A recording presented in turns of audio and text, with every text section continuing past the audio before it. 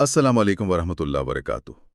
آج کے اس تفصیلی جائزے میں آم، ہم معاشرے میں موجود ان مذہبی رویوں پر بات کریں گے جو بظاہر تو عقیدے سے جڑے نظر آتے ہیں، لیکن ان کی جڑیں دراصل تعلیم کی کمی اور کچھ خاص معاشی اور قانونی پہلوؤں میں پیوست ہیں۔ وعلیکم السلام ورحمۃ اللہ۔ بالکل، اور اس گفتگو کے آغاز میں ہی یہ واضح کر دینا بہت ضروری ہے کہ ہم جو آج جائزہ لے رہے ہیں اس کا مقصد کسی خاص گروہ کی حمایت یا مخالفت ہرگز نہیں ہے۔ ہاں بالکل۔ ہم بس ان معاشرتی حقائق کا ایک غیر جانبدارانہ تجزیہ کر رہے ہیں تاکہ چیزوں کو ان کے اصل تناظر میں سمجھا جا سکے، کیونکہ ہوتا یہ ہے نا کہ جذبات میں آ کر اصل حقائق کہیں دب جاتے ہیں۔ صحیح کہا آپ نے۔ یعنی ہم یہ دیکھیں گے کہ کس طرح جہالت کا فائدہ اٹھا کر لوگوں کو استعمال کیا جاتا ہے، اور اس سارے نظام کے پیچھے جو مذہبی چندوں کی اصل معیشت ہے وہ کیسے کام کرتی ہے۔ جی، یہ ایک بہت ہی دلچسپ اور تھوڑا سا حساس پہلو بھی ہے۔ بالکل۔ کیا کبھی اس بات پر غور کیا گیا ہے کہ درگاہوں اور مزاروں پر چڑھایا جانے والا وہ بے تحاشا چندہ وہ آخر کن مقاصد کے لیے استعمال ہوتا ہے؟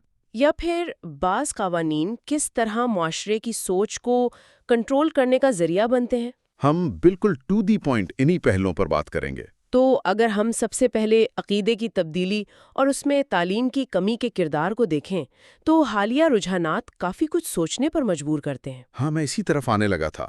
ہم اکثر دیکھتے ہیں کہ کچھ لوگوں کے مذہب تبدیل کرنے کے خاص طور پر احمدیہ کمیونٹی سے عقیدہ تبدیل کرنے کے واقعات سامنے لائے جاتے ہیں۔ جی بالکل، اور ان واقعات میں جو ایک مشترکہ بیانیہ ہوتا ہے وہ یہ کہ اکثر ایسے افراد یہ دعویٰ کرتے ہیں کہ ان کے بڑے یعنی ان کے آباء و اجداد پڑھے لکھے نہیں تھے، اس لیے وہ پہلے لا علمی میں تھے۔ یہ بات تو بظاہر سمجھ آتی ہے، لیکن یہاں ایک بہت ہی حیرت انگیز بات ہے۔ جب ان افراد سے کلمہ پڑھنے کو کہا جاتا ہے نا، تو انہیں وہ پہلے سے ہی آتا ہوتا ہے۔ یہی تو سب سے بڑا تضاد ہے۔ آپ دیکھیں، اگر کوئی جرمن یا کوئی اور یورپی شخص اسلام قبول کرے تو کیا ہوتا ہے؟ ظاہر ہے اسے کلمہ سکھانا پڑتا ہے، تلفظ بتانا پڑتا ہے۔ بالکل، اسے ایک ایک لفظ سکھایا جاتا ہے، مگر یہاں صورتحال بالکل مختلف ہے۔ اس کا مطلب یہ ہے کہ یہ افراد پہلے سے ہی بنیادی اسلامی کلمات اور اصطلاحات سے اچھی طرح واقف ہوتے ہیں۔ تو مطلب اگر ایک شخص کو پہلے سے ہی کلمہ آتا ہے، وہ بنیادی عبادات جانتا ہے، تو کیا اسے دوبارہ کلمہ پڑھا کر ایک نیا راستہ دکھانا محض ایک دکھاوا نہیں ہے؟ یہ ایک بہت جائز سوال ہے۔ دراصل یہ سارا عمل ہمیں معاشرے کی سب سے بڑی خامی کی طرف لے جاتا ہے، اور وہ ہے علم کی کمی۔ یعنی وہ جسے ہم علمی محتاجی کہتے ہیں۔ بالکل صحیح لفظ ہے، علمی محتاجی۔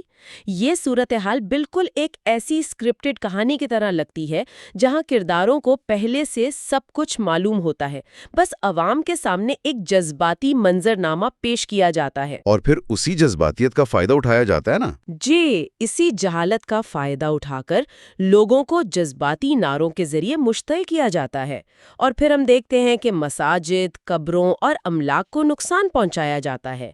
عوام قرآن اور اسلامی تعلیمات کو خود سمجھنے کے بجائے ہر چھوٹے کام کے لیے مذہبی رہنماؤں پر انحصار کرتے ہیں۔ یہ انحصار تو ایک بہت بڑی کمزوری بن جاتا ہے۔ ہاں، اور جب لوگ خود تحقیق کرنے کی صلاحیت نہیں رکھتے تو وہ آسانی سے استعمال ہو جاتے ہیں، اور یہی وہ کمزوری ہے جو ان رہنماؤں کے لیے ایک زبردست طاقت کا ذریعہ بنتی ہے۔ تو اس کا مطلب ہے کہ جہالت کے اس نفسیاتی استحصال کے پیچھے ایک پورا نظام کام کر رہا ہے، اور جہاں نظام ہو وہاں معیشت بھی ہوتی ہے۔ بالکل، اور یہ استحصال کا وہ معاشی پہلو ہے جس پر شاذ و نادری بات ہوتی ہے۔ ہاں، کیونکہ ہم معاشرے میں دوسروں کے کاروبار یا ان کے مالی معاملات پر تو بڑی تنقید کرتے ہیں، لیکن مساجد کے باہر جو چندے کے باکس رکھے ہوتے ہیں ان کے مصرف پر کوئی سوال نہیں اٹھاتا۔ یہ کڑوی حقیقت ہے۔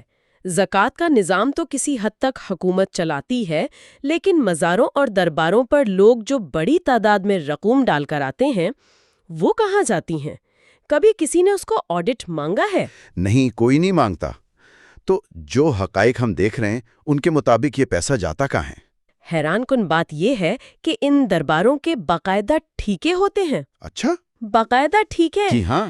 جس قبر پر زیادہ رونق ہوتی ہے، جہاں لوگوں کا ہجوم زیادہ ہوتا ہے اور انکم زیادہ ہوتی ہے، وہاں طاقتور لوگ باقاعدہ بولی لگا کر اس کا ٹھیکہ حاصل کر لیتے ہیں۔ واہ، یہ تو مطلب یہ تو روحانیت کو ایک کارپوریٹ فرنچائز میں تبدیل کرنے والی بات ہو گئی۔ بالکل ایسا ہی ہے، اور پھر یہ جمع شدہ پیسہ غریبوں کے بجائے وڈیروں، مقامی سیاستدانوں اور ان کے الے تلوں پر خرچ ہوتا ہے، یعنی ان کی فضول خرچیوں پر اڑایا جاتا ہے۔ یہ کتنی عجیب بات ہے کہ ایک عام آدمی جو خود شاید بمشکل گزارا کر رہا ہے، وہ اپنی محنت کی کمائی ایک ایسے نظام میں ڈال رہا ہے جو غریب کی مدد کرنے کے بجائے طاقتور کو مزید طاقتور بنا رہا ہے۔ اور لوگوں کو یہ یقین دلایا جاتا ہے کہ یہ پیر و فقیر ان کے مسائل حل کریں گے، انہیں جان بوجھ کر توہم پرستی میں الجھایا جاتا ہے۔ کیوں؟ تاکہ یہ دکان چلتی رہے؟ ظاہر ہے، اگر عوام باشعور ہو گئے، انہوں نے سوال کرنا شروع کر دیا تو یہ منافع بخش کاروبار تو فوراً بند ہو جائے گا نا، تو انہیں الجھائے رکھنا اس معیشت کی بنیادی ضرورت ہے۔ صحیح۔ اور جب ہم پیسے کے اس غلط استعمال کا ذکر کرتے ہیں تو ہم دیکھتے ہیں کہ حقیقی فلاحی کاموں اور ان کھوکھلے دعووں کے درمیان ایک بہت بڑا تضاد ہے۔ بالکل، دنیا بھر میں مختلف گروہوں کا جو عملی کردار ہے اس کا موازنہ کیا جائے تو بہت سی آنکھیں کھولنے والی باتیں سامنے آتی ہیں۔ جیسے یورپ کی مثال لے لیں، وہاں کاروباری دیانتداری کا ایک واضح تضاد دیکھنے میں آتا ہے۔ کچھ لوگ جو خود کو بڑے فخر سے حاجی یا شیخ کہلواتے ہیں، وہ وہاں شراب اور ممنوعہ گوشت کا کاروبار عام کرتے ہیں۔ جی، کیونکہ وہاں انہیں منافع نظر آتا ہے تو وہ اپنے اصول بھول جاتے ہیں۔ لیکن دوسری جانب جس احمدی کمیونٹی پر یہاں اتنی تنقید کی جاتی ہے، ان کے بارے میں یہ بات سامنے آتی ہے کہ وہ اس قسم کے کاروبار سے گریز کرتے ہیں اور خود کو حلال تک محدود رکھتے ہیں۔ یعنی وہ اپنے عملی کردار میں ایک دیانتداری دکھاتے ہیں۔ بالکل، اور صرف کاروبار میں ہی نہیں، اگر فلاحی کاموں کی بات کی جائے تو ان کے چندوں پر اعتراض کیا جاتا ہے، لیکن وہی لوگ افریقہ سے لے کر پاکستان کے سندھ تک واٹر پمپ لگوانے اور غریبوں کی عملی مدد کرنے میں پیسہ خرچ کرتے ہیں۔ یہ تو واقعی قابل غور بات ہے، اور مجھے انفرادی مدد کی وہ ایک زبردست مثال یاد آ رہی ہے، سرگودا یا چکوال کے ایک طالب علم کی۔ ہاں، وہ ایک بہت تاریخی مثال ہے۔ اس طالب علم کی اعلیٰ تعلیم کا سارا خرچ پاکستان کے پہلے وزیر خارجہ سر ظفر اللہ خان اپنے پاس سے بطور وظیفہ ادا کرتے تھے۔ اور وہ بھی بغیر کسی تشہیر کے، ہے نا؟ بالکل، وہ خاموشی سے مدد کرتے تھے تاکہ وہ طالب علم اپنے پیروں پر کھڑا ہو سکے۔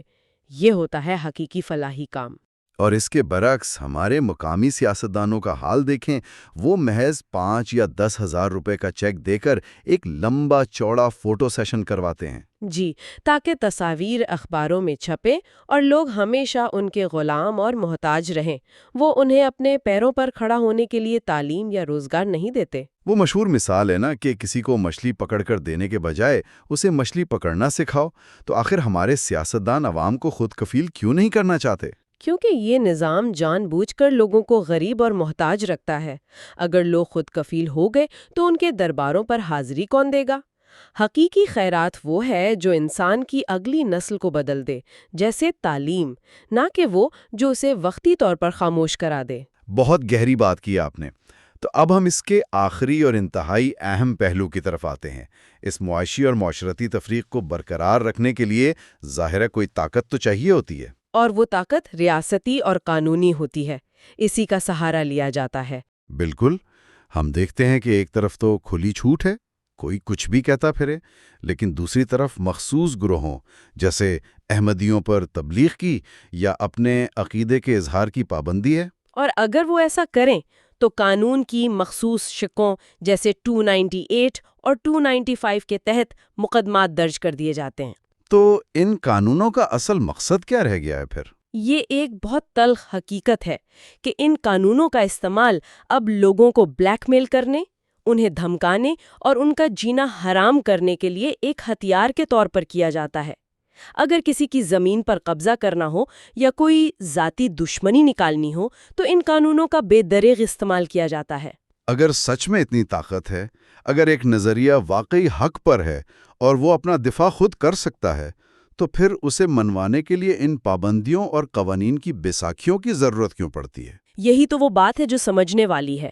اگر تبلیغ کا حق ہے تو اصولی طور پر وہ سب کے لیے برابر ہونا چاہیے۔ لوگوں کو خود فیصلہ کرنے کا حق ملنا چاہیے کہ کیا درست ہے اور کیا غلط۔ اور اگر ہم اپنے عدالتی نظام کے انصاف کے معیار کو دیکھیں تو تاریخ بتاتی ہے کہ ماضی میں گزرنے والے 3 غیر مسلم ججوں کے فیصلے آج بھی انصاف کی مثال مانے جاتے ہیں۔ جی، ان کے فیصلوں میں قانون کی بالادستی تھی، کسی ہجوم کا خوف نہیں تھا، جبکہ موجودہ دور میں عدالتی فیصلوں پر اکثر سوالات اٹھتے ہیں اور یہ عام تاثر ہے کہ انہیں پہلے سے بتا دیا جاتا ہے کہ کیا فیصلہ دینا ہے۔ تو اس ساری صورتحال کا حل کیا نظر آتا ہے؟ حل یہی ہے کہ مذہبی آزادی کو متاثر کرنے والے تمام قوانین کا، چاہے وہ احمدیوں کے خلاف ہوں یا مسیحی برادری کے، ان کا خاتمہ ضروری ہے تاکہ معاشرے کو حقیقی اسلامی تعلیمات اور درست راستے کی پہچان ہو سکے۔ بالکل، کیونکہ جب قوانین کا مقصد انصاف فراہم کرنے کے بجائے کسی کو دبانا بن جائے تو معاشرہ مجموعی طور پر اخلاقی اور ذہنی زوال کا شکار ہو جاتا ہے۔ مساوی حقوق اور آزادی ہی ایک باشعور قوم کی ضمانت ہے۔ میں اس بات سے مکمل اتفاق کرتی ہوں۔ استحصال کا یہ پہیہ تب تک چلتا رہے گا جب تک ہم خود سوال کرنا نہیں سیکھیں گے۔ تو آج کی اس پوری تفصیلی بحث اور جائزے کے بعد ہم ایک بہت ہی اہم مقام پر آ گئے ہیں۔ جی، ہم سننے والوں کے لیے اور خود اپنے لیے بھی ایک سوال چھوڑنا چاہتے ہیں۔ اور وہ سوال یہ ہے کہ اگر علم اور معلومات تک ہر انسان کی رسائی بلا روک ٹوک ہو جائے اور کوئی قانون یا دباؤ لوگوں کے سوچنے پر پہرا نہ لگائے، تو کیا یہ نام نہاد مذہب کی معیشت اور جہالت کا کاروبار ایک دن بھی چل سکے گا؟ یہ وہ سوال ہے جس پر ہم سب کو انفرادی طور پر غور کرنے کی ضرورت ہے۔ بالکل، کیونکہ شعور کے بغیر ہم بس استعمال ہی ہوتے رہیں گے۔ ٹھیک ہے، تو اس گفتگو کو یہیں اختتام کی طرف لے جاتے ہیں۔ ویڈیو پسند آئے تو کامنٹ میں اپنا فیڈ بیک ضرور دیں، چینل کو سبسکرائب اور ویڈیو کو شیئر ضرور کریں تاکہ اگلی ویڈیو کا نوٹیفیکیشن بر وقت مل سکے۔ YouTube channel message of Islam.